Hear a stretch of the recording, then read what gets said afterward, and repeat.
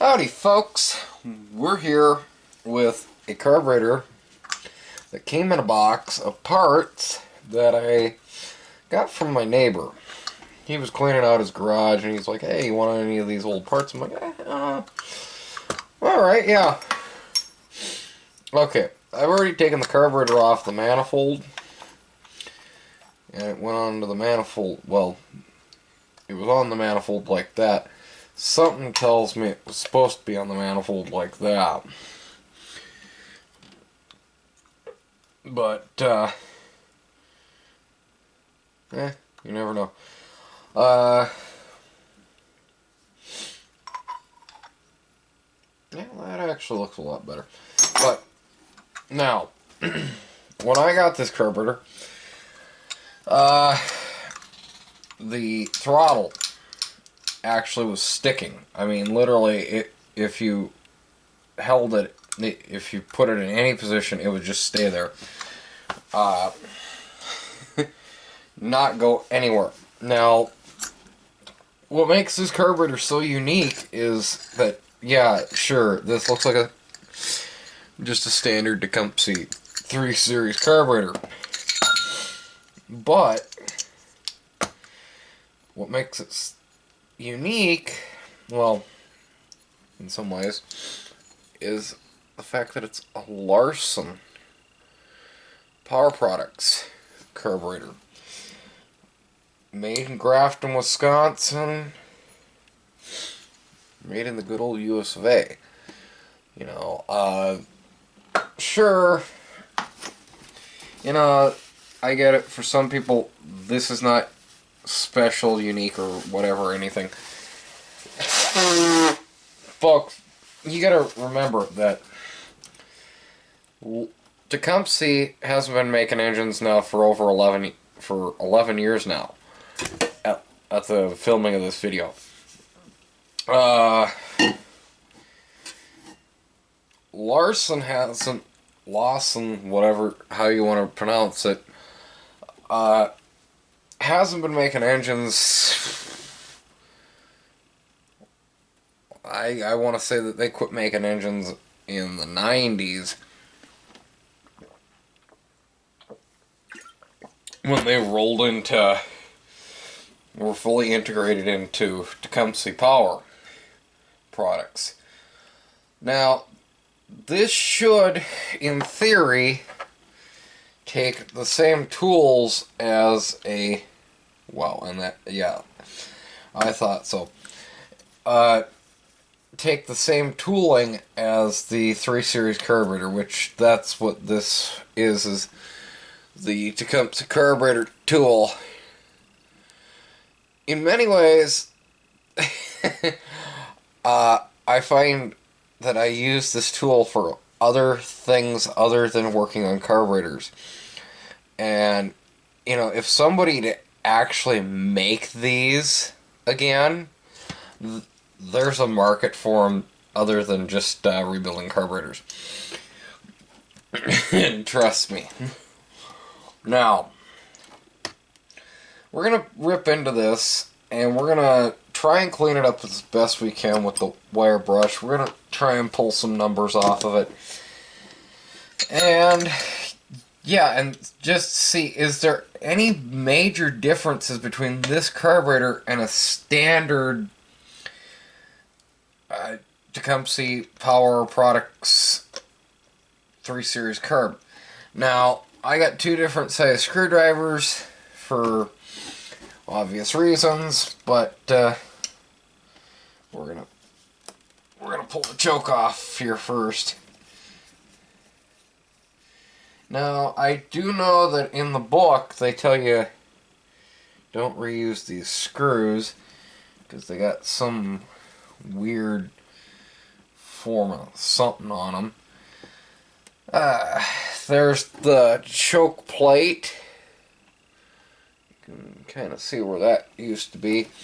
Now, this choke arm is wobbly, but the shaft is still solid. So, once you get the choke blade out, the shaft just pulls right out. Now, initial inspection of the carburetor interior, I know, bad lighting, but there's really no difference.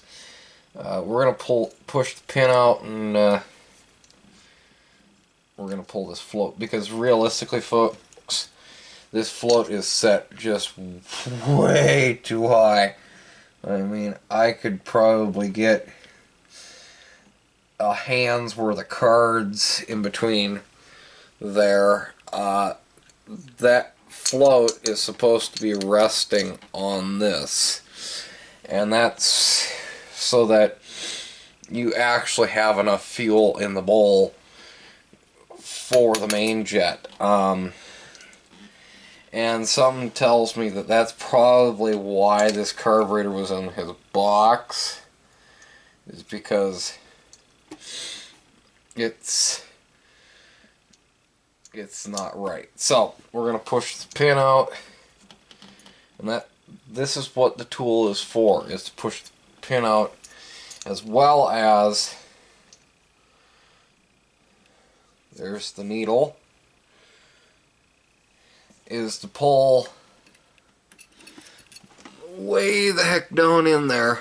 You stick the tool in, you twist, and you just pull it right out. We'll do that in a little bit, but I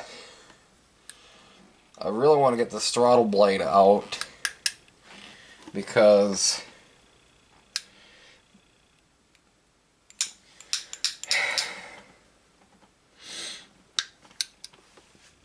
part of me says that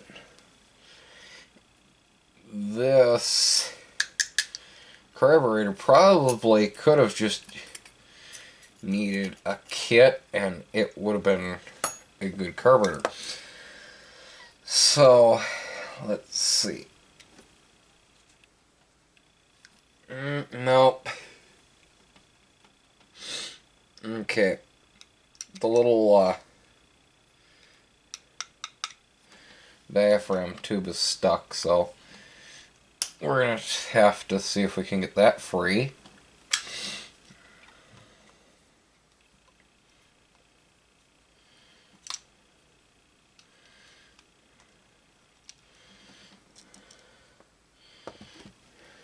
Okay. Hold the disc. Now, the spring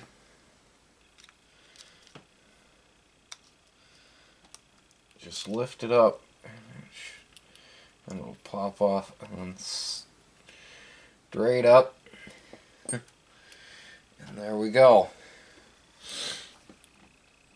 Most of the carburetor's been taken apart. We're going to pull this idle jet here, because I'm not hearing the emulsion tube for the idle jet.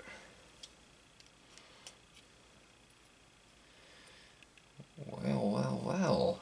Now, do we have the seal here? Yep. Now, you're going to have a brass ring and a seal. Yep. And the seal actually looks really good, and it's very pliable, so that would be still good.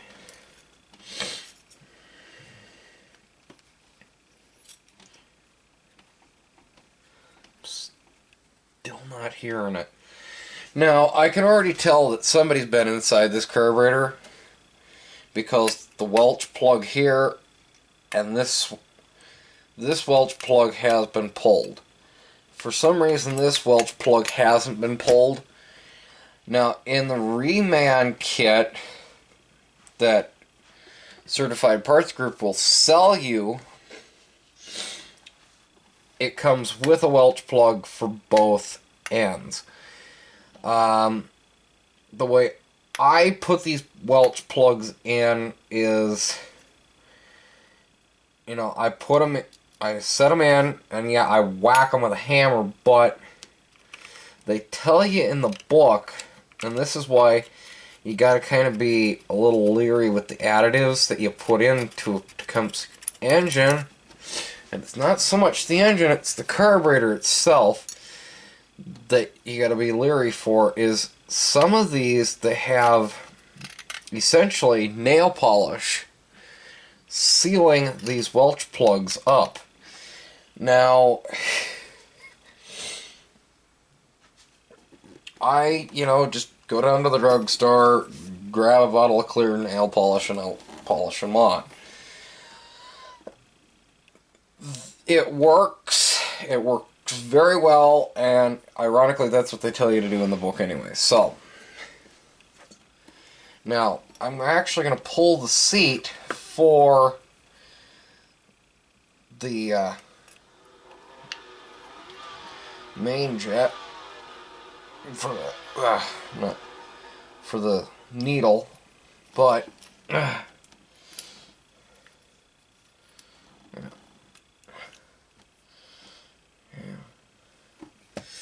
now this I'm going to show you, folks. I'm going to put this back on.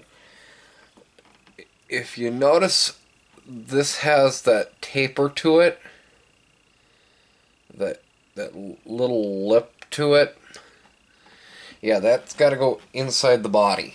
Now, the way that they tell you to do it in the service manual is to hit it with a little light lubrication, like a WD-40 or something, and stick it in there. So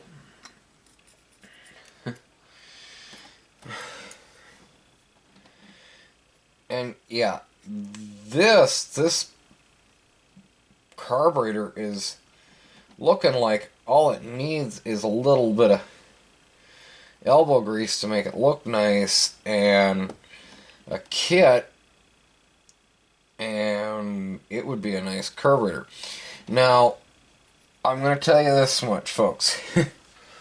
With the times that I've been playing around with these Tecumseh 3 Series carburetors and 4 Series carburetors, if you don't at least pull this Welch plug, you really don't have to this plug, but this Welch plug on the side, if you do not pull it and you do not clean it out, that is where, if everything else is working, your idle problems are going to be.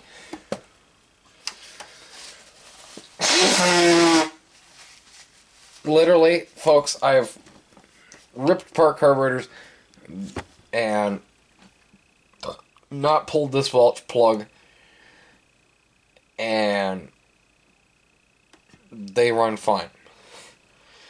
But you gotta pull this one. It's mandatory. The way that they tell you to do it is to whack it with a cold chisel and pop it out.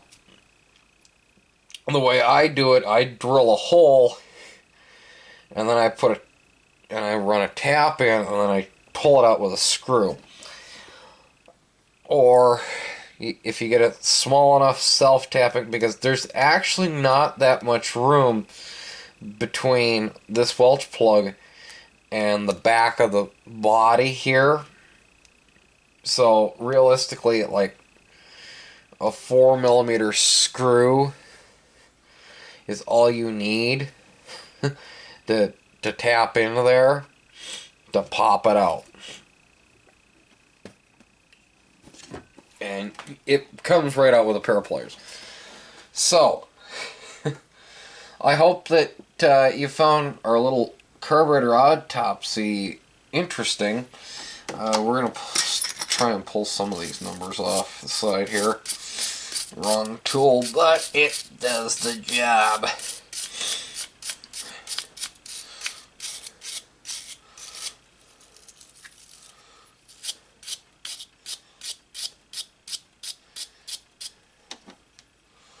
And watch out, because there is a breather hole right here. Let me get the tool. Right in here. That you might have to rod out to get it working again. Now, we're actually going to try and see if anything's in the main jet area.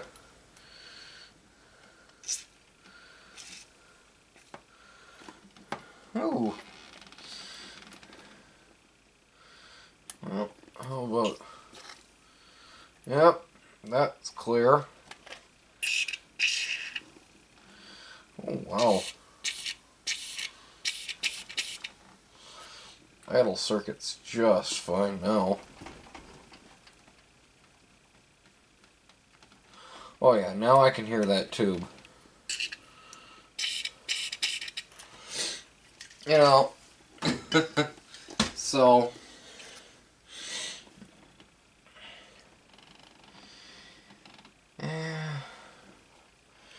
Now, be careful with what you actually use to rebuild these carburetors, because you really don't want to be using brake parts clean. I know Tecumseh had their own formula for carburetor rebuilds, but good luck finding it. If you do, folks, find a link to the original Tecumseh carburetor cleaner. Link it down in the description, because, you know, I think people would love to know that. So,